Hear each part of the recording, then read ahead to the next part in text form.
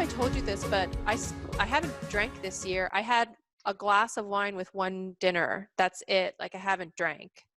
And so I'm trying to um, like kind of get myself back together. I feel like I just started waking up and I'm starting to face my son's death, and I'm starting to be more open about it. And I feel like I finished this like huge project at work, and I'm focusing on my next goals. And I want to just like wake up, and I want to go back to where I used to be. I used to like be able to memorize everything at school. It came easy to me, and now things are like harder. Remembering things is harder. And I don't want to have alcohol like be the crutch or like something that I use. And then now I'm like, okay, I've like socially was like, every time I went out, I set a fucking dumpster on fire. And I look at like Stones Live. I started doing commentary at Stones in a way of getting away from like the pain that was happening in my house when my son was sick. And every time I was there, I was drinking because I couldn't cope. And I was like partying. And I would be there for 4 hours and I fucking tear it up. And then it continued and I started not liking it anymore. And that's why I gave my game to Anthony, because I didn't want to do it. And now I'm starting to like wake up from all of that. And now I'm like, oh, I can't like get shit faced just to socialize now. Like I need to be able to not be scared of going out anymore. I don't know. Like, does that make sense what I'm saying? Of course. Like, a lot of people, including myself, sometimes use alcohol as like a way to like, become more social or like, you know, get away from like things that are going on in my life. That's how I use my work. Like when shit's going wrong in my life, I just put in a ton of hours because I don't want to deal with it. So Yeah. I think it's a really good notice on your part that like that's something you look to when you're like troubled. Yeah. I think like after my son's death, it was like, I was just like, I didn't want to think about it. And so I was doing everything possible and like ripping it up when I was partying.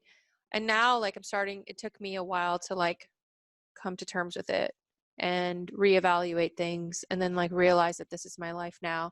And now I'm like, I don't want to make decisions like that anymore. I don't want to socialize like that anymore. I don't want to, and I've like kind of closed myself off, and I'm like afraid to travel now. Like I haven't wanted to travel. I want to go to Korea in the spring, but I'm like super hesitating to book the trip because I'm like, as soon as I get there, I'm going to be uncomfortable. I'm going to want to go home.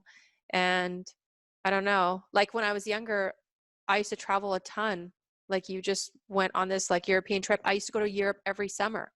And like I would stay with my grandmother and we would like travel to different countries like Germany and Austria because we were so close, and Belgium and stuff. And like now I'm like, I don't want to do anything. So I'm trying to like not isolate myself. Sounds like you need to get out and start doing things that are tough for you. Yeah, Uh, when you brought that up, I was like, that actually, I haven't thought of that. Like even just like little discomforts I'm unwilling to do now. And I'm like, you know what? Maybe I should do small discomforts and like push myself out of this place. I think like that's why I liked that bet with you that I had for that week, because that was the first time I like got up at like 6 a.m. every day, regardless of anything. And I just went for a fucking run. And normally I was running just like whenever I felt comfortable. Like, oh, I feel good now, I'll go running. Oh, I don't feel good, I'm not going to go run. And I was like, fuck it, I have to run. I don't want to pay Adam $100. And it was like, it was good. I was feeling so good. And maybe I need to push myself out of these like comfortable places. Yeah, like I think there's a lot of like power in like kind of like fighting the resistance. Like on the like I say like I went running on those days it rained. Like I was sitting in the house with my shoes on my chair for like 15 minutes. Like fuck, it's raining outside. I don't want to go. It's so Yeah. much warmer in my bed. I'm not like a robot where I just instantly jump to any challenge. I'm like, yeah, let me get it. Like I always sit there and tank too. But like I think of like my long term goals and like how this is gonna just help me so much, like to have this kind of win under my belt. It's just like you slowly just build up this, I don't know, this determination and drive and like it kind of helps me like when times are really tough, like damn, like I look at all this shit I did, like this is all I have in front of me now, like this is no problem.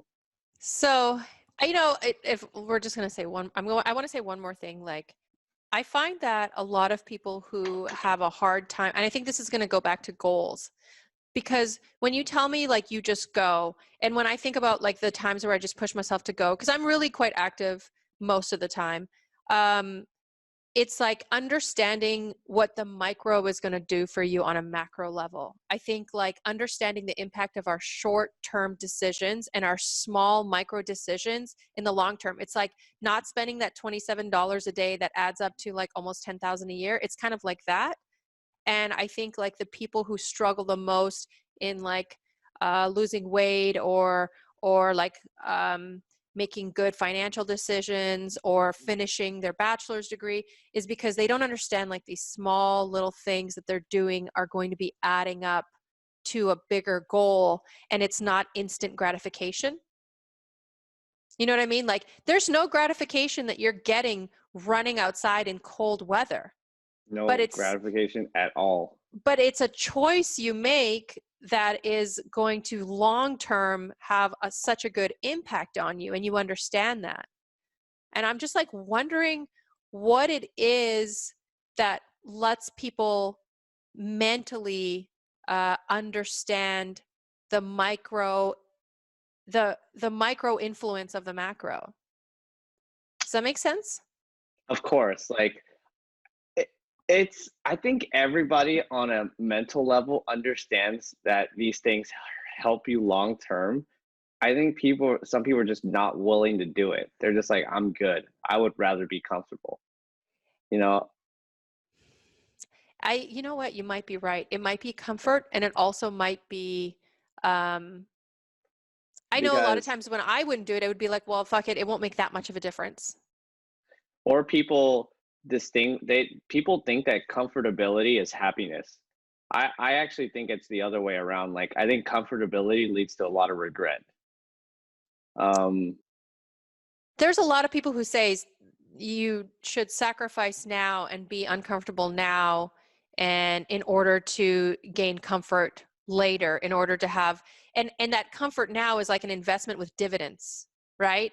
You being active for the next 6 months will pay off in dividends, physically, mentally, emotionally, that people who aren't doing that exercise regime won't feel or understand or be able to even measure, right? mhm. And in a way, I almost think that it's not all quantifiable, and so people have an inability to measure it that way. But also, like, there's apps now, and I think Andrew and I were talking about some of the apps where quantified self, where you can like literally track everything you do however you want to track it. There's like tracking devices now, and it'll help people make better decisions and maybe understand how the micro influences the macro. Yeah, I think the whole point in like doing these work on like self-discipline and mental toughness, like tracking it's cool, but like I like to do these things on my own and like kind of like only knowing it myself just because it's for myself. It's not to show somebody to look at all this work I did, like Well, I think tracking is not for showing off purposes. I think tracking is for making decisions based off of the data. And oh, so, okay. yeah, and so like the graphs are for yourself, the data is for yourself. And I would say like running is one way you could track things, but like Andrew's doing, he actually just got accepted to do like some beta testing where he's going to have his glucose monitored 24 hours a day. And he's going to monitor the spikes in his glucose and everything he eats. And he was talking to me about some of the early testing of that. And he has to have like a subcutaneous needle in his arm for like weeks, which I think is crazy because Does that impair him in any way? Like, can he run or do push-ups or whatever with that on? yeah, I think he can do it because subcutaneous just goes in your fat, so it's not like it goes in your muscle. And as a nurse, I would say like I would be worried for possible infection because typically we wouldn't leave a subcutaneous needle in from when I was nursing more than like 3 days, I believe. Like there's a limit to a lot of the things, like a lot of catheters and any sort of